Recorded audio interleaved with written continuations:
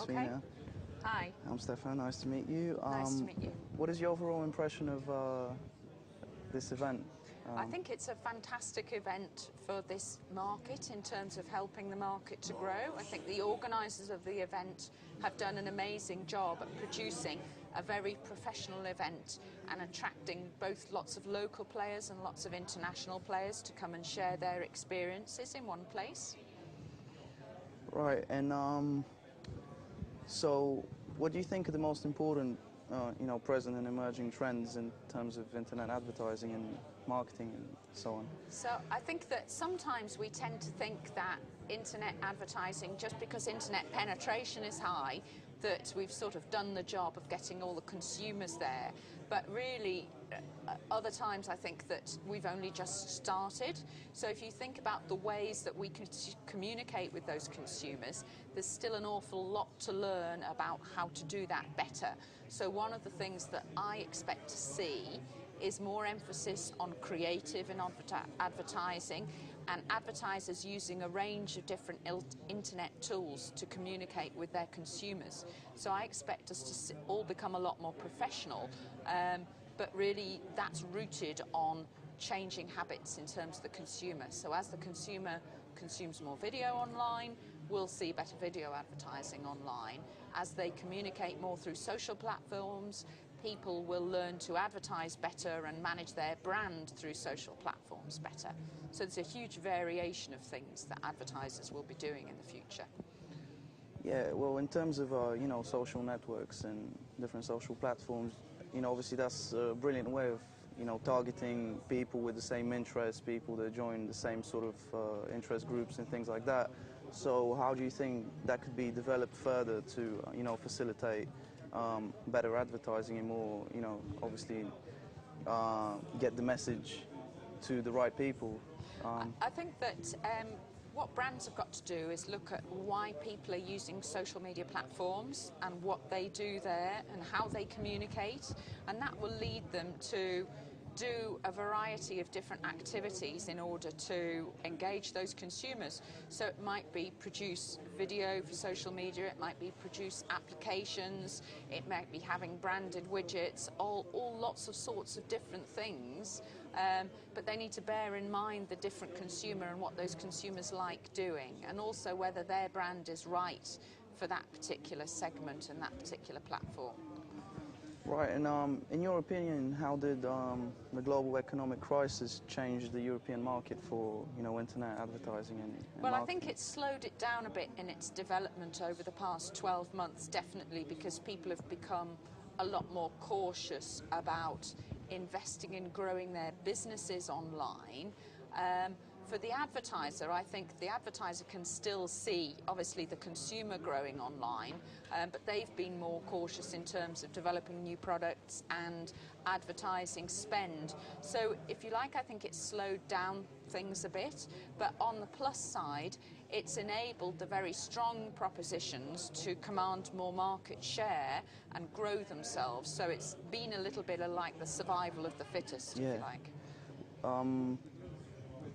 Well, basically, if you had to choose one of, let's say 3 options, in terms of what would show the greatest growth over the next few years, would it be social networks, would it be mobile advertising, or would it be, let's say,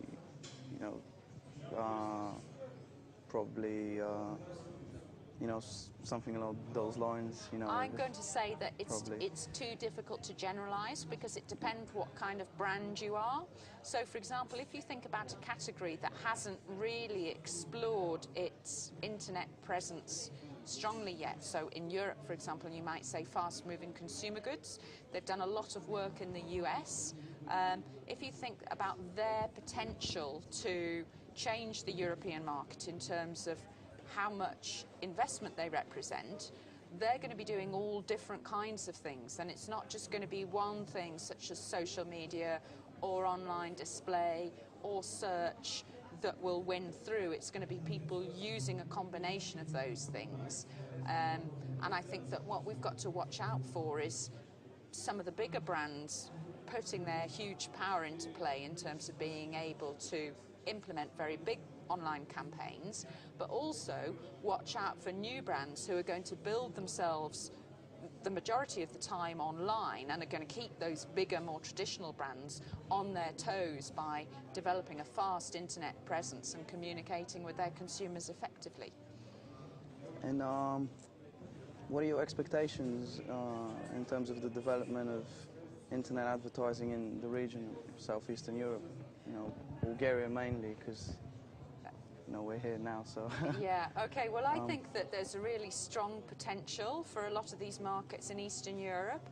I think that, I've been based mainly in Western Europe in the internet business for about 10 years now, and obviously we've seen Western Europe develop not hugely quickly, but I think Eastern Europe's got the potential in terms of the fact that the technology has been implemented more quickly, the potential to take off more quickly.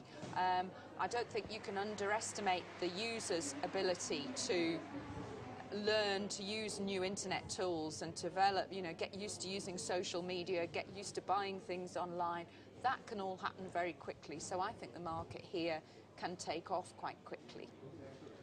And what opportunities do you see for the interactive agencies in Europe? I think the opportunities for interactive agencies are huge because they're really key in terms of helping the brands to express themselves online and find the right audiences online.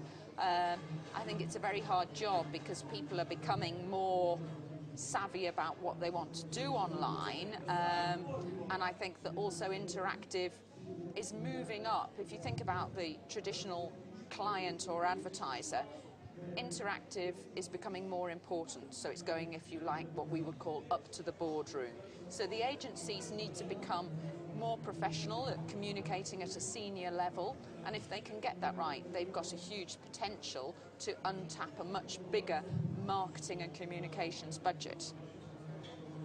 Right, and obviously Webit is among the largest expos and conferences for e-business and marketing in Europe, and certainly for Southeastern Europe. Do you think that somehow your presence here is related to eventual establishment of regional offices for your organisation, or maybe? Well, my organisation is a little bit unusual in that because it's a trade association, a lot of the work that we do is through the member companies that we have on the ground in different markets. So if you like, we're quite sort of virtually European. We've got a few people based in the UK and some people based in Brussels. But after that, we work with people in each market, but not through having a traditional physical presence. We're working with them virtually and then creating marketing platforms for them in the different markets. So I think that's one of the good things about the internet. If you use it to scale your business, you can be working in lots of different markets, traveling when you need to, and you can scale your presence that way. But definitely for me, this conference has helped me to understand more about Eastern Europe and to put forward a strong proposition for doing more activity out here. Right, so what would you be, just to conclude this interview, what would you be your, let's say, your advice for the Bulgarian companies that are operating in this market, in the near future? What could they do, in a few words, to just improve their performance, maybe gain a bit of competitive edge, regionally or maybe even in Europe? Yes. For them to gain a competitive edge, I think that they need to think about professionalism of presentation, they need to think about creative ideas, and they need to think about all aspects of their business. So if they're new businesses, it's not just the services they offer, but it's the way they do business that's really important. Establishing relationships and carrying that through, because at the end of the day, all business is about relationships. So I think that if you want to build and scale your business very quickly, it's not just the product that's important, but it's the marketing, the professionalism, and the whole thing that people need to learn. And once you've got that right, then you understand another market. It's easy to export that and perhaps work across a couple of markets, which I think is important when Europe is a region of so many countries in order for people and businesses to become really successful. Definitely. Well, Ms. Fena, thank you very much for your interview. It was a pleasure. Thank you.